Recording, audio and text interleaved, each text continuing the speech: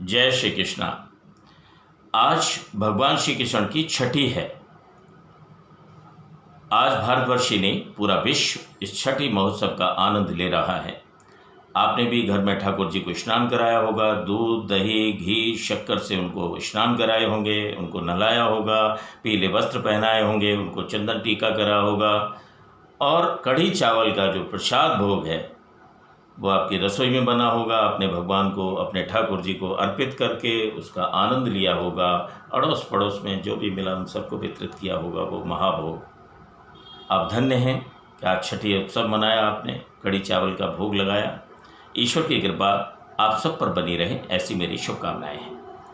आपसे एक निवेदन है, यदि आपको मेरे वीडियो अच्छे लगते हैं तो कृपया कंजूसी ना करें, इसको लाइक करें, सब्सक्राइब करें और अपने रिश्तेदारों को, अपने जानने वालों को जरूर भेजें।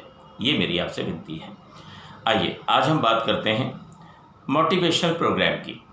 आखिर ये क्या होता है और मोटिवेशनल प्रोग्राम की ज़रूरत क्यों पड़ती है ज़िंदगी में। देखिए, त्रेता युग में भी एक सबसे बड़ा मोटिवेशनल प्रोग्राम हुआ, आप सबको मालूम है, जो जामवंत जी ने हनुमान जी को दिया।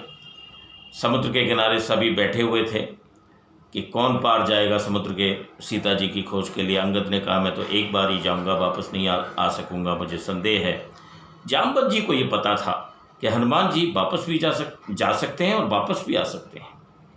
अर्थात उनको ऋषि श्राप के कारण ये था कि जब तुम्हें कोई याद दिलाएगा तभी आपको आपके बल का अनुमान होगा। चीज़ को समझ लीजिएगा। जब हम अपनी सुषुप्त इंद्रियों के गुलाम हो जाते हैं, अर्थात उनके कहने अनुसार चलने लगते हैं, हमें अपने कर्तव्य बोध का कि हम कुछ और बेहतर कर सकते हैं, तो किसी न किसी को जामवंत बन के हमारी ज़िंदगी में आना पड़ता है और हमें याद दिलाना पड़ता है, यश हम गॉड की, ईश्वर की, अलमाइटी गॉड की सबसे अच्छी कृति हैं।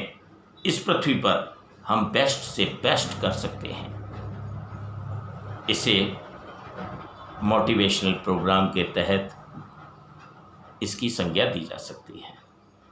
जितने भी मोटिवेटर हैं सबकी कोशिश ये होती है कि आप और बेहतर करें, और बेहतर करें, और बेहतर करें। जामवंत जी ने हनुमान जी को किस तरह से याद दिलाया, एक लाइन सुनिए, एक लाइन से कि कहें रीछपति सुन हनुमाना, का चुप साध रहे हो बलवाना।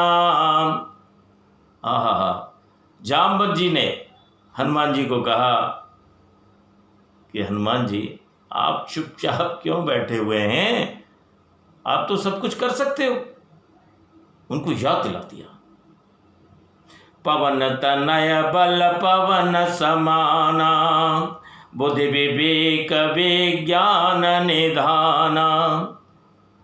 जामवंत जी ने कहा कि आप पवन के पुत्र हो, पवन देव के पुत्र भी हो, आपकी चाल भी पवन देव के समान है और आप बुद्धि विवेक ज्ञान के भंडार हो, विज्ञान के भंडार हो। फिर आप चुपचाप क्यों बैठे हैं, इस काम को आप बखूबी अंजाम दे सकते हैं।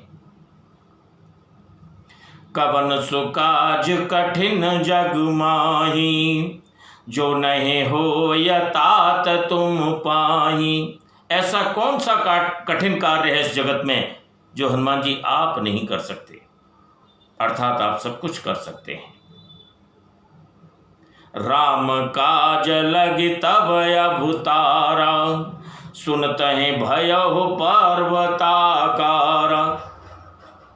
जामवंत जी ने कहा कि तुम्हारा जन्म सिर्फ राम जी के कार्य करने के लिए हुआ है। इतना सुनते ही हनुमान जी पर्वत के समान हो गए। क्या मोटिवेशन था। जामवंत जी धन्य हैं, यानी बेस्ट मोटिवेटर थे जामवंत जी त्रेता युग में। और द्वापर की अगर हम बात करें, द्वापर में तो अर्जुन जब बिल्कुल निरीह अवस्था में, मोह के वश कि मेरे चाचा हैं, ये मेरे ताऊ हैं, ये मेरे मामा हैं, कैसे तीर चलाऊंगा, कैसे इनको प्राण लूंगा, भगवान कृष्ण ने अर्जुन को जो संदेश दिया श्रीमद् भगवत गीता के माध्यम से, आप सबको पता है। दुनिया का, पूरी दुनिया का सबसे बेस्ट मोटिवेशन है लॉर्ड कृष्णा के द्वारा जो दिया गया अर्जुन को। आज तक उसका मुकाबला नहीं हुआ, नहीं हो सकता है। लॉर्ड कृष्णा के मुखार बिंदु से जो शब्द निकले, एक एक शब्द का जो अर्थ है, उन शब्दों ने भारत को विश्व गुरु बनाया और भारत विश्व गुरु की भूमिका हमेशा अदा करता रहेगा, उसकी भूमिका निभाता रहेगा। दुनिया ने भारत का लोहा माना और मानती रहेगी।